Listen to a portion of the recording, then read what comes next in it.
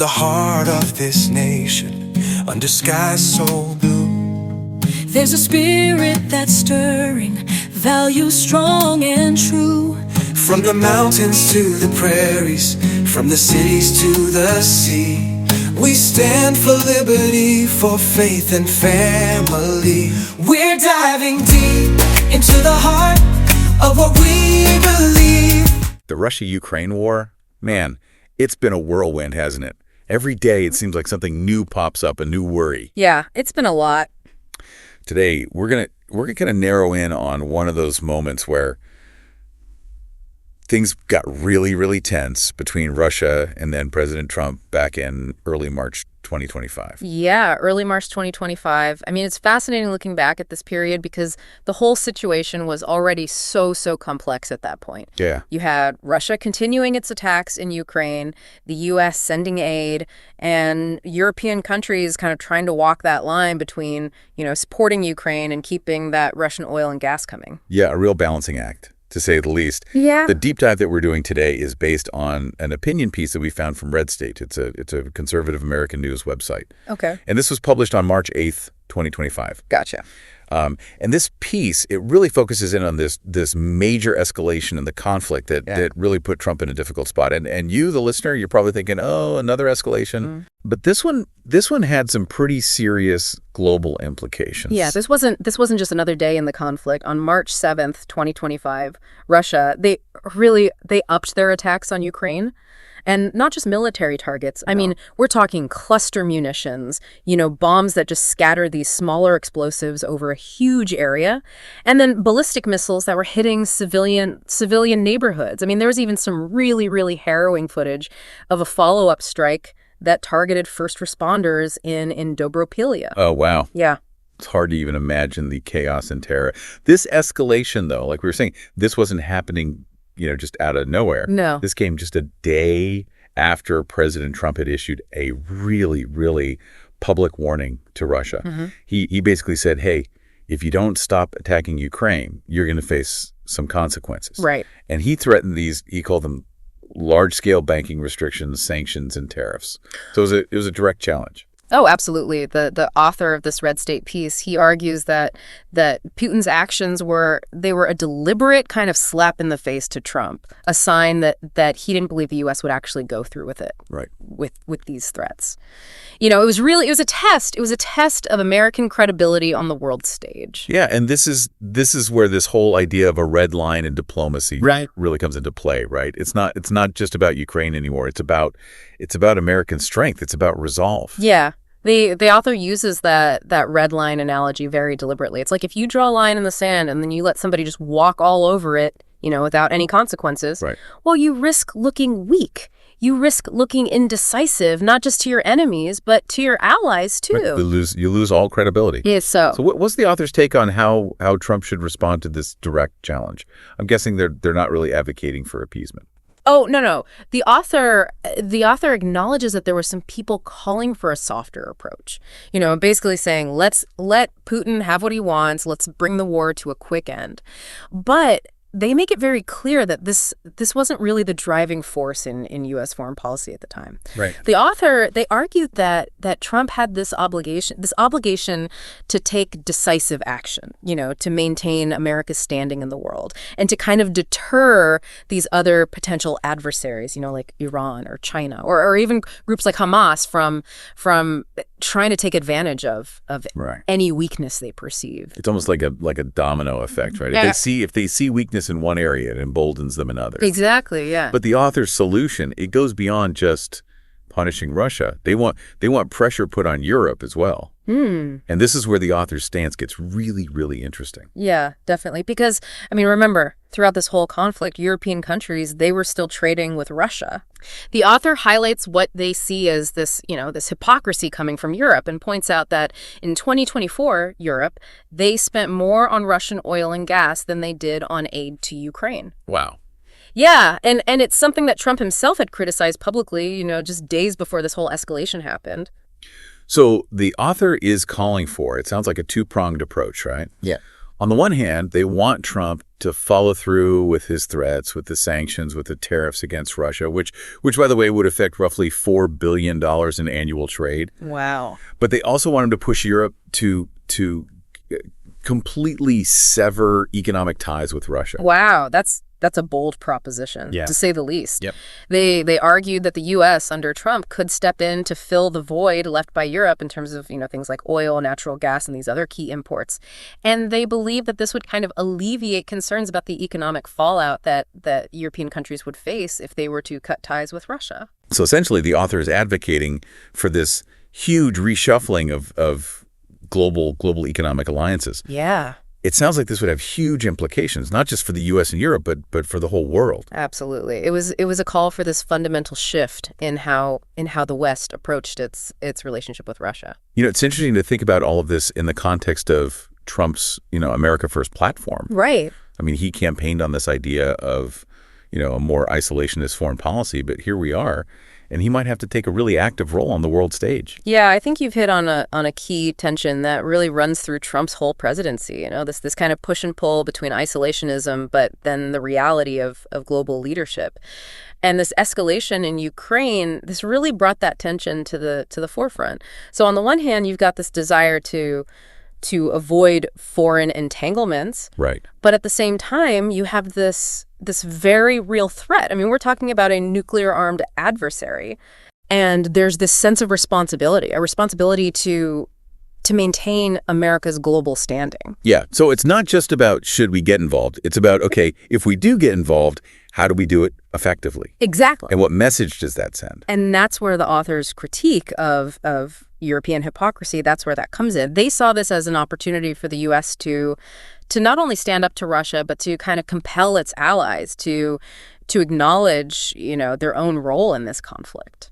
So it sounds like the author wants almost like a total reset of the West's relationship with Russia. It's not, just a strong response to this one incident. Yeah, they're calling for a level of unity and coordination that we haven't really seen in decades, honestly. I mean, it's a tall order. Yeah, I can only imagine the potential economic fallout from completely cutting off trade with Russia. And not just for Europe, but for the whole globe. There's no doubt it would be a risky move.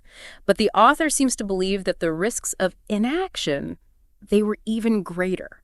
They saw Putin's aggression as this threat to the whole international order, and they felt like that threat demanded a forceful response, economically, diplomatically, to really make it clear that this kind of behavior it wouldn't be tolerated. It's a pretty stark view of the world. And we have to remember, I mean, this was a time when there's a lot of anxiety about global stability in general, right? You had the rise of China, you had Russia's resurgence, you have the ongoing conflict in the Middle East. Yeah, that's true. All of that kind of contributed to this sense of unease. And this RedState piece, it really tapped into that anxiety, Yeah. It gave a voice to a segment of the American public that felt like their leaders had been too hesitant, too willing to compromise, They wanted somebody who projected strength. Right. They wanted someone who wasn't afraid to use American power to shape events, on the world stage.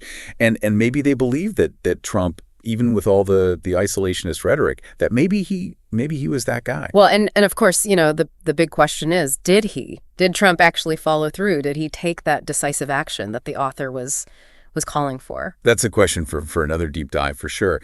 But what's really clear from this RedState piece is that this escalation in early March 2025, it was a defining moment in the Russia-Ukraine war. It forced Trump to confront some really, really tough choices, and it kind of set the stage for what would become this pivotal chapter in his presidency. Yeah, this piece is so fascinating because it grapples with the complexity of the situation. It acknowledges the risks and the potential for things to backfire. Unintended consequences. But it ultimately argues that simply doing nothing, that wasn't a viable option. Yeah, it's a call for strength. It's a call for resolve.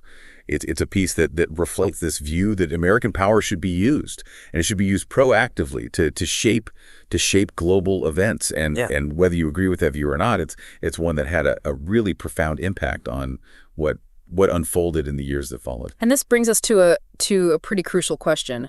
Why should Why should you, the listener, care about this specific escalation in the Russia-Ukraine war?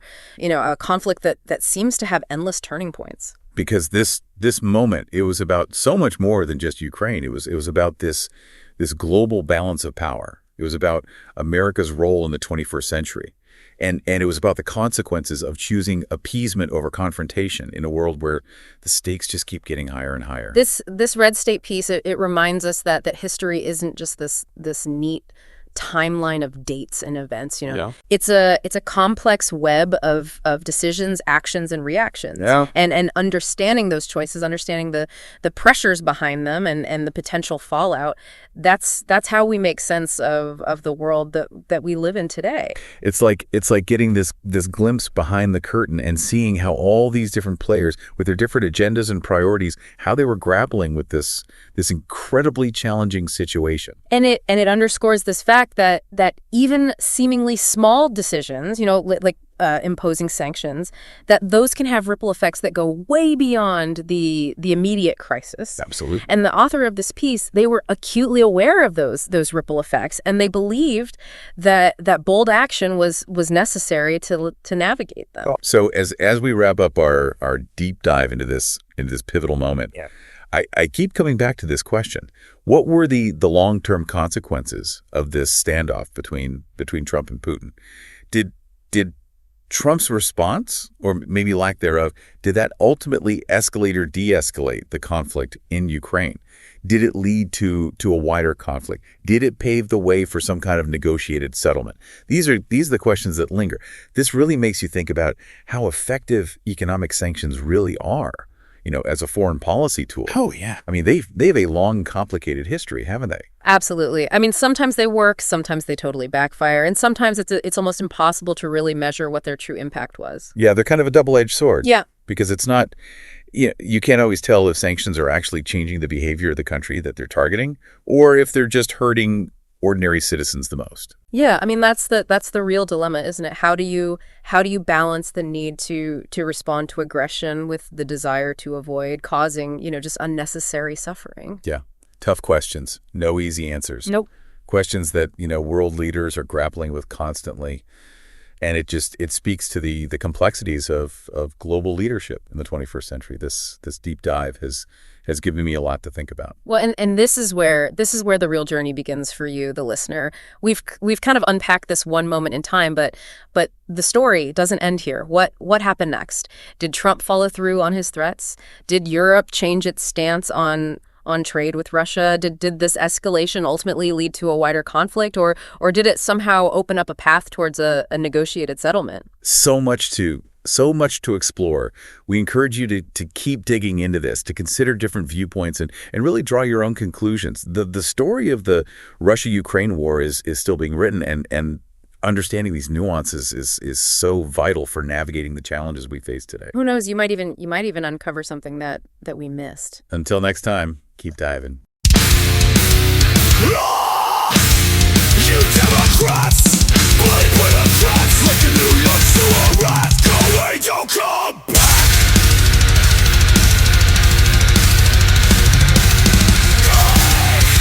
Go away, don't come back. Savage, policies destructive. Deep Dive Podcast Show. Let's dive in. On the heart of this nation, under skies so blue, there's a spirit that's stirring, values strong and true. From the mountains to the prairies, from the cities to the sea, we stand for liberty, for faith and family. We're diving deep